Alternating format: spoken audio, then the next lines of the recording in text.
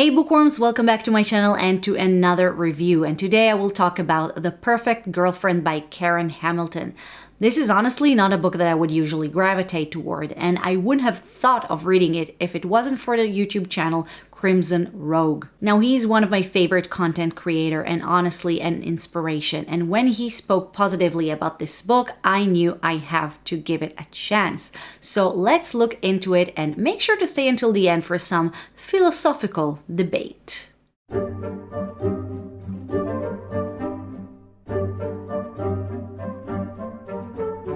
Our protagonist and titular perfect girlfriend is Juliette. Now, Juliette never had it easy in life. She grew up with a distant single mother, had a horrible tragedy in her past she's still dealing with, got bullied at school, and even recently as an adult got her heart broken because her boyfriend broke up with her. But don't you worry too much about Juliette, because she has a plan to get him back. Because she has to. And she will stop at nothing, not common sense nor the law, to make him understand that she is the perfect woman for him, and if she has to spy on him and secretly join his workplace and try to infiltrate his family, then so be it, because he just won't understand that no one will ever love him the way she does. If you love someone, let him go. If he comes back, he's yours. If he doesn't, make him. But before I get into my review, and crazy ex-girlfriends aside, one thing that should not make your life more difficult is reading peacefully at evenings. So I want to tell you about this little guy, a great reading light from Glossant, which is simply a good quality, well thought out product. It has 5 different levels of lighting in 3 different temperatures. The head opens up for extra light coverage, and the head is also really strong and sturdy. It will give you enough light to comfortably read when there isn't any other light source without blinding you or waking up anyone napping around you. I hadn't had enough time to say anything about battery life, but so far this really feels like a good quality product. If you're interested, I have a link to their store in the description box. It's an affiliate link, so I also get a little something if you buy from them, which is a great way also to support my channel, and I really appreciate it. They also have many different kinds of lights in all shapes, sizes, and most importantly, colors. So go check them out and continue to enjoy reading without ruining your eyes. Now let's go back to a woman's journey against all common sense to return her ex-boyfriend back to her. Now this one is a very interesting book. On one hand, I started by liking it and then started thinking it's one of those nothing thrillers.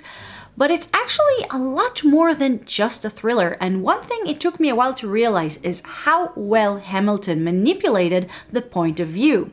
The issue is that we read a very cleverly written book which tells in first person a story of an awful human being. So you love it and hate it at the same time. I'll go into more details soon, but generally I will say that despite it not having an actual thriller structure, we follow Juliette in her devious, insane plan, not a detective tracking a killer. It's still very interesting, and if you're into more psychological stories and less about a mystery that needs to be solved, I really recommend it. Now let's talk in a bit more details. No worries, I won't spoil anything. And let's start with the fact that as far as cheap thrills go, this one's pretty cool. The thing is, as mentioned, this isn't a regular thriller. There isn't a question we try to answer. Yes, there is a subplot of Juliette planning her revenge on someone, and I did wonder why. But generally, this novel is the downward spiral of someone into total crazy ex territory. It's infuriating and tragic at the same time. And that's the brilliance of this book, in my opinion. And, you know, maybe brilliance is a bit much, but I just realized it as I was writing this script. From the very second page, something happens in the story that had just begun, that changed what we thought about it and lets you know that you should not believe what you initially read. So basically, this entire book is a psychological experiment in manipulation in a way. And I almost felt personally hurt by Juliette for managing to manipulate me, because she can come off as so normal despite her every word being calculated. I know that I would have fallen for her act. But all this cool manipulation doesn't change the fact that we are reading a book told by a despicable person, even if we aren't supposed to identify with her. And I hope we don't. We still spend so much time in our head, and it's really difficult to enjoy a story when it's told through a person you really wish would end up in jail or even die by the end of it. Which brings me to an interesting point, but before I go there, I do have two negative points that I do want to mention. The first one has to do with the genre and the fact that I still don't like the fact that it was publicized as a thriller, because I wouldn't categorize it as one. I just didn't like the fact that the entire book is just what Juliette is doing in order to get her ex back. Is it just me? I just feel like there is so many junk wannabe thrillers with no thrills out there that if it wasn't for what I just told you about the cool manipulation thing, this book would have been one of them. There just weren't many thrills going on in this book. And the second issue was the ending, which I obviously won't reveal, but I will say that I hated it. I felt it was cheap and with both the safe and obvious ending. There are many ways the book could have ended. She could have been caught, she could have succeeded, she could have killed her ex or herself. There were many different things that could have happened, and I think it could have been easily been a different ending, and it also should have been. But now I do want to talk about an issue that only occurred to me as I was writing this review. I usually divide my talking points into positives and negatives, but with this book I felt it wasn't that easy. If you absolutely hate the protagonists, but they were written that way on purpose, is it good or bad? And then I thought, wait, was it really on purpose? Or am I just reading into it? If someone I appreciate and trust didn't recommend this book, would I have still read it in the same way? And the biggest question, does it really matter? Look, I don't really know what Hamilton's intentions with the book were, but I already read the book. I somewhat enjoyed it.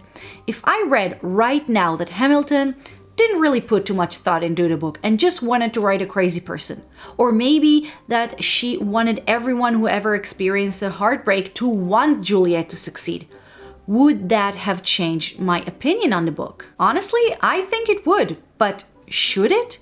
If the author of such a book was a crazy man-hater, would I have experienced the book differently? Look, we all put ourselves in books we read, our worldview, our personality. That's why we experience art in different ways. But I wonder if you guys think that knowing the intention behind a piece of work is beneficial or detrimental to it, or maybe not important at all. I do find it hard sometimes to separate art from artist, but I do try, and I want to know what you think. Now, I know I just posed some pretty big questions without answering them, but I really don't have an answer. It's just me wondering, and I'd like to hear your opinion about it. So let's conclude this existential review. This book is an entertaining thriller. I don't know in which category to put it, but let's go with thriller for lack of a better one. It's a fast read, it will keep you guessing, and you'll want to know what happens next. Its protagonist is an awful, entitled, oblivious, despicable person, and if you can handle it, go read The Perfect Girlfriend. Just don't get any ideas from it. So guys, that was my review on The Perfect Girlfriend by Karen Hamilton. I want to thank both Glocusant for the cool reading light and Crimson Rogue for his recommendation and just having great content in general. I hope you liked this video, and if you did, don't forget to click the like button to show it and subscribe to my channel for more bookish videos. Also, write down in the comment section how you handle difficult protagonists and if you believe we should even know what the intention behind the work was or not. Guys, thanks again for watching, and I will see you next time. Bye bye.